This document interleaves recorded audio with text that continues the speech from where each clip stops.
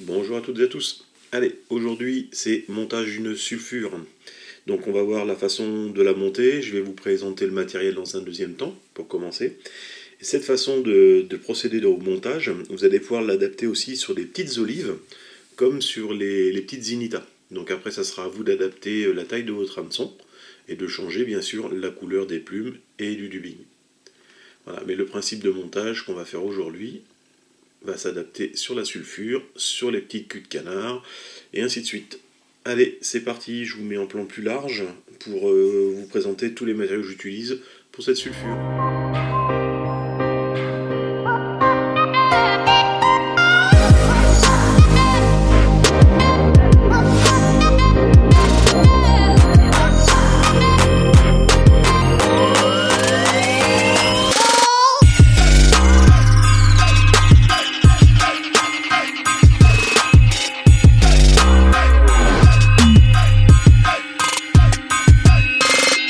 Alors, pour monter cette sulfure, on va avoir besoin d'un hameçon.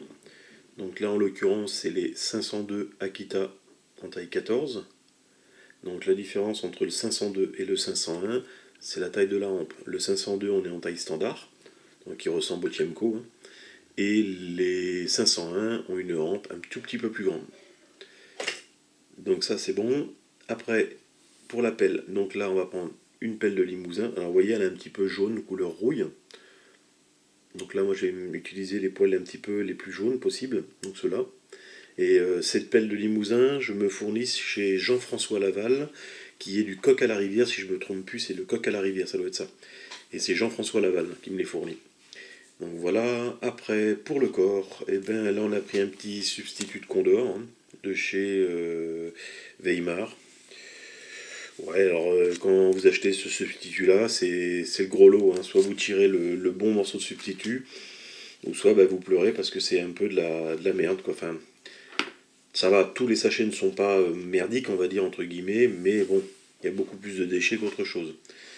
Alors si vous pouvez récolter vous-même vos plumes de dinde et les teindre, ou vous récupérez de la vraie plume de condor en balade quand vous allez en montagne, et la teindre aussi, c'est ce qui sera de mieux.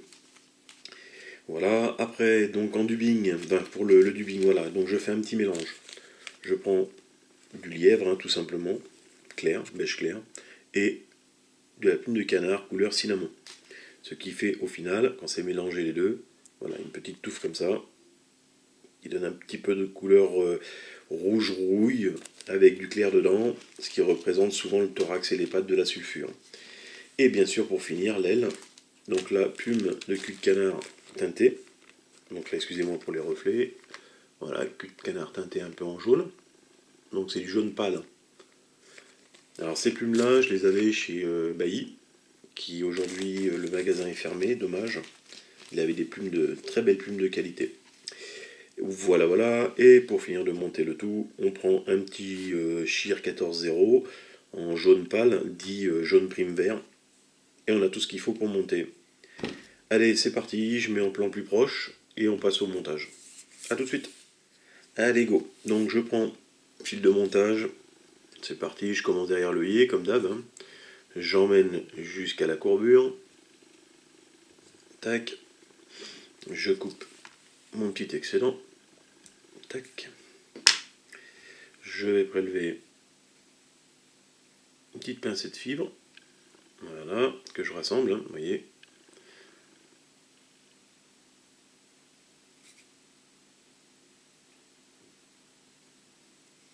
Tac. J'essaye de voir la longueur qu'il va me falloir. Normalement, c'est une longueur de hampe. Voilà, pour qu'on ait un équilibre plus ou moins bon, on met une longueur de hampe. Donc là, je ramène mon fil de montage vers l'avant. Vous avez vu, j'ai laissé un peu de matière, donc à partir d'ici, je vais couper ce surplus de matière. Voilà. Là, je reviens encore.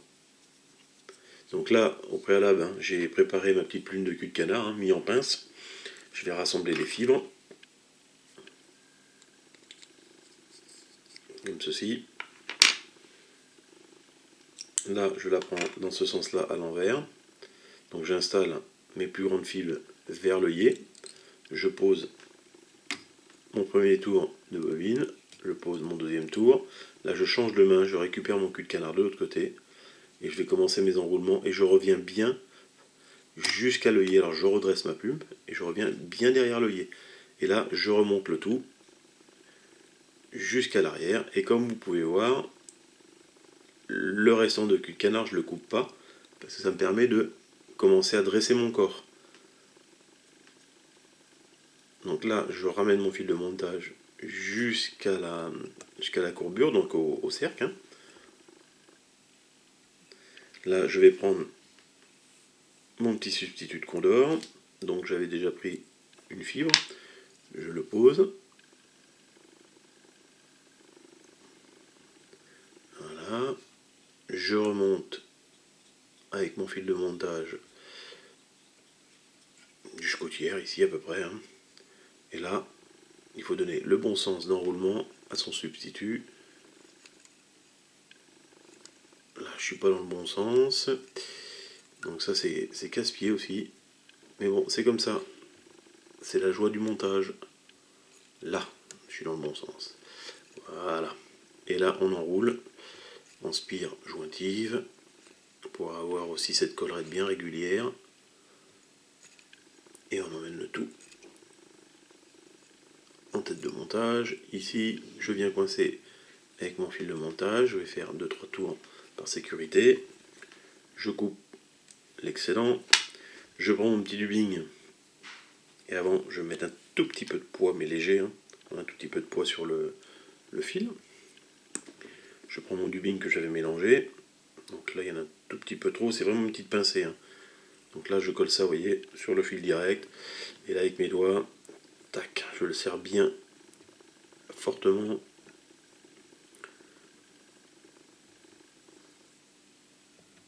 Alors, on évite d'emprisonner les plumes de cul de canard, bien sûr. Hop là. Et là, c'est parti. On va commencer à en revenir un petit peu en arrière. Voilà. Et en même temps, on continue de twister du bing. On repasse dedans, comme ceci. On revient vers devant.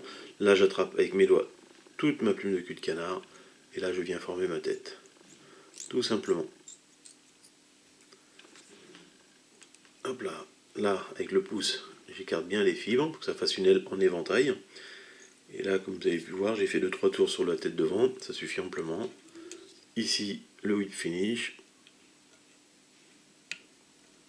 Tac.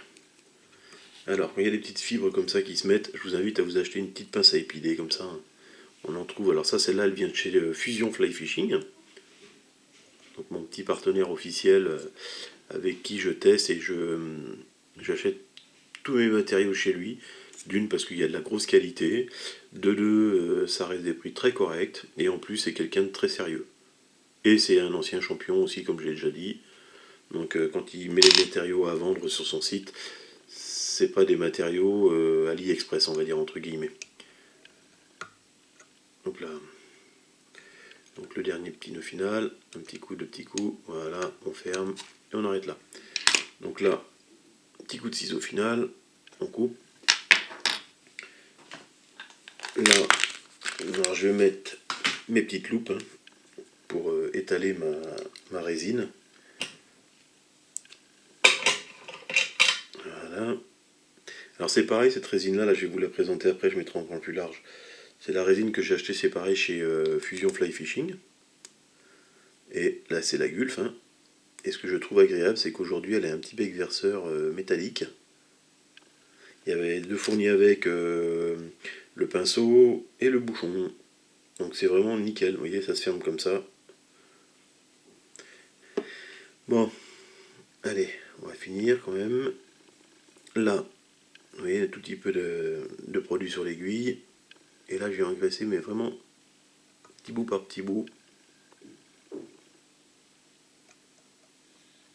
Sans en mettre, bien sûr, dans l'œillet.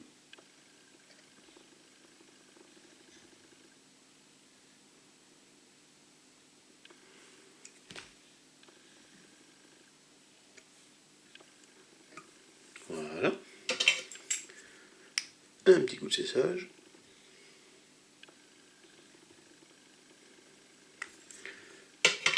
simplement.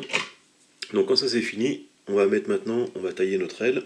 Et l'aile, comme vous pouvez voir, moi je ne la coupe jamais. J'aime pas mettre des coups de ciseaux, parce que ça fait trop régulier, trop propre, et j'aime pas ça. Donc le plus simple, hop là, j'enlève les lunettes, on prend une pince à épiler, pareil, hein, avec les pointes comme ça. Je prends ma mouche, je la bascule sur le côté comme ceci. Voilà.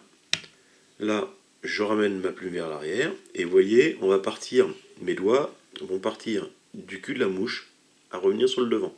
Donc ça veut dire que là, quand je vais plaquer, et je vais mettre mes doigts à hauteur, comme vous pouvez voir là ici, on voit bien le cul de la mouche ici. Et là, je vais commencer à casser les fibres avec ma pince à épiler. Donc je tiens pour pas les arracher de la base de l'hameçon, mais je les arrache. Alors je pourrais le faire avec les doigts, vous voyez, ça va aussi vite. Hein. Mais pour être plus précis, alors on peut dégrossir avec les doigts comme j'ai fait. Et puis après, voilà, on casse les bouts de fibres au rachis. C'est pour ça que sur les photos, on voit toujours qu'il y a une ou deux petites fibres qui restent parce que j'ai pas la bonne vision, j'ai l'œil qui part en couille comme on dit. Donc voilà, il faudrait que je change mes lunettes. Voilà mon aile, elle est faite et si vous regardez bien, hop là, l'aile suit bien la régularité de la courbure d'une vraie aile. Et puis là, s'il y a 2-3 petits poils qui vous dérangent, ben on reprend.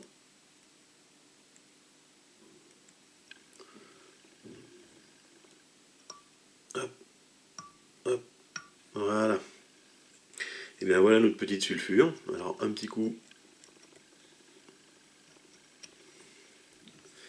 Et voilà messieurs. La petite sulfure montée rapidement, vous voyez ça se monte assez rapide. Voilà, allez, bon montage à tous et à bientôt.